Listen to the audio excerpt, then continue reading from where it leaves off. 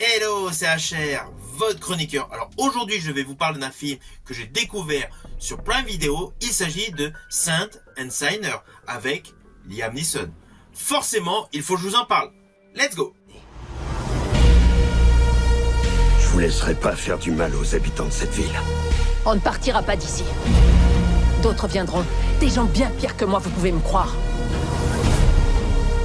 Elle m'a pas laissé le choix. Le grand Finbar Murphy part en guerre. Je raterai ça pour rien au monde. J'ai vu assez de morts pour toute une vie.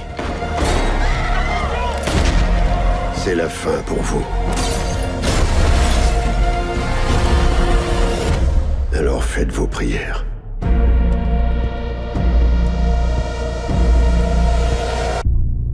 Alors tout d'abord, sachez que l'action de ce film se déroule en 1974. Nous sommes dans une période de trouble en Irlande du Nord. Et la scène d'ouverture de ce film nous présente un attentat avec une voiture piégée. Et qui, bien évidemment, dans de nombreux cas, a causé des dommages collatéraux. Please. No one will be safe. Assez rapidement, nous nous retrouvons donc sur une ville côtière irlandaise, Glynchurchill, où là, nous voyons le personnage interprété par Liam Neeson, Mr. Finbar. Alors dès le début de ce film, vous allez comprendre que le personnage interprété par Liam Neeson, donc Finbar Murphy, est un tueur qui veut raccrocher. On le voit d'ailleurs terminer un contrat, et après donc il veut raccrocher. Pour vivre une vie paisible, surtout qu'en plus il a perdu sa femme déjà depuis quelques années. Mais malheureusement, vous allez vous en douter, forcément, les terroristes de l'IRA vont se retrouver non loin de son lieu de résidence. Alors oui, vous allez me dire que Liam Neeson, dans ce film, une nouvelle fois interprète un tueur. Ça lui est déjà arrivé auparavant dans d'autres thrillers. Mais là, dans ce film, c'est radicalement différent. Déjà, en termes de production, c'est une production 100% irlandaise. Et ce film n'est pas du tout un action movie. Il y a certes quelques moments d'action dans le film, mais ce film, en fait, a une structure narrative beaucoup plus fluide et surtout beaucoup plus laconique. Ce film Saint and Sinner est davantage dans le style du film qu'il avait tourné, Le Vétéran. Le garçon n'est pas responsable de ce qui lui arrive. Il a juste besoin qu'on lui donne une chance. Vous croyez que je vais aimer Chicago? Il y a des jours meilleurs devant toi, Miguel. Alors petit détail qui n'en est pas moins, le réalisateur de ce film, Robert Lawrence, de ce film Le Vétéran sorti en 2021, n'est autre qu'également le réalisateur de ce nouveau film, toujours avec pour rôle titre Liam Neeson, Saint and Sinner. Et sachez que ce film fut présenté en avant-première à la Mostra de Venise. Faites le bien autour de vous, avant qu'il soit trop tard pour vous aussi. Alors concernant la réalisation, elle est extrêmement classique. Les plans séquences, il n'y a rien d'innovant, c'est un fait. Mais le film est très bien tourné. Et contrairement à certains action movies ces dernières années avec Liam Neeson, ce film a énormément d'éléments touchants. Alors je pense notamment à des instants où Liam Neeson se retrouve donc en pleine forêt, plus précisément dans une petite clairière où il a planté des arbres. Ce sont des moments totalement empreints d'émotion. Lorsqu'il y a des zooms sur le faciès de Liam Neeson, on ressent vraiment toute la nostalgie, toute la profondeur que le personnage a acquis avec une rudesse de la vie assez particulière concernant l'exécution de plusieurs contrats. Et je rajouterai que même dans la première partie du film, le personnage interprété par Liam Neeson est extrêmement touchant. Il nous présente même d'ailleurs une sympathique voisine avec qui il converse. Cela n'empêche pas que le naturel tueur de son état, en tant que personnage, revient au galop dans la deuxième partie de ce film. Mais le film reste avec une sensibilité et essentiellement une photographie beaucoup plus dans le style d'un film que j'avais particulièrement aimé jadis avec Harrison Ford et Brad Pitt, et m'y rapprocher. Bring closure to this issue. You're gonna kill him. I understand why he's doing what he's doing. If I was 8 years old and saw my father gunned down in front of my family. Alors côté réalisation, vous allez voir au fil du déroulé de l'histoire que le réalisateur Robert Lawrence s'attarde essentiellement sur les paysages.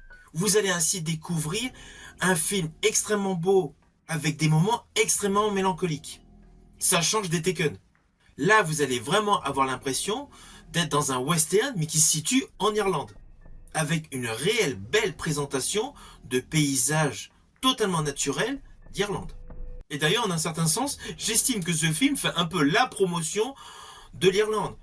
Vous êtes obligé, si vous êtes amoureux de la nature, après avoir vu ce film, d'avoir envie de découvrir l'Irlande. Surtout que le personnage et l'histoire qui gravite donc autour de l'acteur Liam Neeson est totalement cohérent et présente à tous les aficionados du cinéma un thème hyper récurrent en Irlande du Nord. Je préciserai même que le fait d'avoir Liam Neeson en ex-tueur à gages qui veut se racheter une conscience avec beaucoup de moments d'émotion confère à l'ensemble du film une tonalité radicalement différente de ces derniers films et essentiellement un attrait supplémentaire pour le découvrir. Et le tout est accompagné par une très belle BO. J'estime même que la musique elle est envoûtante. Par ailleurs, si vous avez aimé le film Banshee Inisherin avec Colin Farrell, vous êtes obligé d'apprécier ce film. Il est vraiment dans le même style.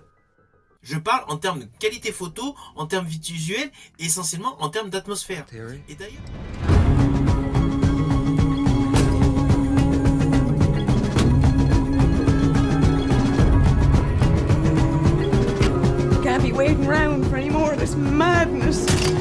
Et d'ailleurs, dans la distribution qui gravite autour du personnage donc de Liam Neeson, le personnage féminin phare de ce film n'est autre que Kerry Condon qui était également dans le film Banshee Inisherin. Nous retrouvons l'acteur Jack Gleeson qui avait un rôle très particulier dans la saga Game of Thrones, ainsi que Ciarán Hinds, visage emblématique de beaucoup de films aux États-Unis. Je pense notamment à son rôle diabolique dans Ghost Rider 2. Mais personnellement, sur l'ensemble de sa filmographie, sa performance que j'ai préférée, c'était pour le film sorti en 2002, La somme de toutes les peurs de Phil Alden Robinson. La somme de toutes les peurs. Au vu de la distribution, forcément, tous les acteurs sont impeccables. La réalisation de Robert Lawrence est soignée. C'est un thriller simple et efficace. Je vous laisserai pas faire du mal aux habitants de cette ville. On ne partira pas d'ici. D'autres viendront. Des gens bien pires que moi, vous pouvez me croire. Elle m'a pas laissé le choix. Le grand Finbar Murphy part en guerre. Je raterai ça pour rien au monde. Alors au final, bien évidemment, c'est un film que je vous invite à découvrir. Selon moi, il fait partie des meilleurs films avec Liam Neeson, surtout sur ces dernières années. Dans ce film, il a mis légèrement de côté l'action au profit de sentiments, d'émotions et essentiellement un rappel historique avec évidemment en exergue les dommages collatéraux. C'est un film que vous pouvez découvrir actuellement sur Prime Video. C'est un film qui vous permettra de vous détendre. Si ma chronique t'a plu, n'oublie pas, petit pouce vers le haut, pense à partager et quant à moi, je te dis à bientôt pour une prochaine vidéo.